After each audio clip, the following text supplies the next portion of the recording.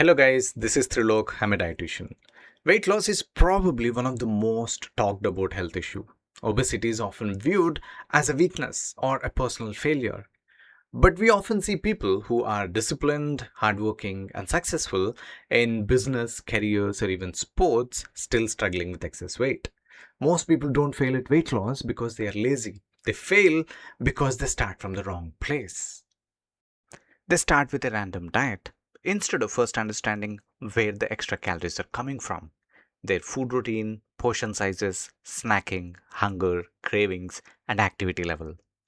By the end of this video, you will know the first three things to check before starting any weight loss plan. See, obesity is more than just overeating and low physical activity. Genetics, hormones, stress, poor sleep, emotional eating, and mental health issues can all make weight loss harder. Obesity is not only about appearance, it increases the risk of diabetes, heart disease, and even some cancers.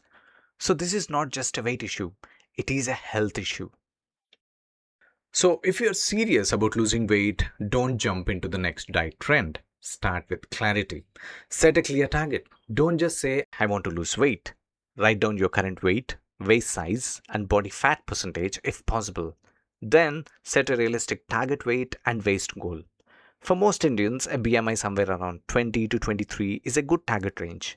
But don't depend only on BMI. Because two people can have the same BMI but very different belly fat and muscle mass. For example, one person may have better muscle and less belly fat, while another person with the same BMI may have thinner arms and legs but more fat around the abdomen. So the BMI number may be the same, but the health risk is not the same. That's why you should also check your waist size. Your waist should ideally be less than half your height. So if your height is 170 centimeters, your waist should ideally be below 85 centimeters. And along with weight loss, the goal should be to protect or build muscle. Because the real target is not just a lower number on the weighing scale. The real target is lower body fat, smaller waist size, and good muscle mass. Second, decide your approach. Are you going to make aggressive changes that may give faster results but are harder to maintain? Or are you going to make practical, sustainable changes that keep your overall health as the priority? Because losing weight is one thing and maintaining that weight is another. Many people manage to lose weight, but they regain it soon after.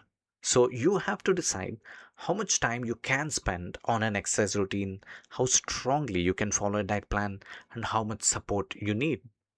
Third, maintain a food journal and an activity journal. Write down everything that you eat and drink. Everything. Don't wait till the end of the day and try to recollect.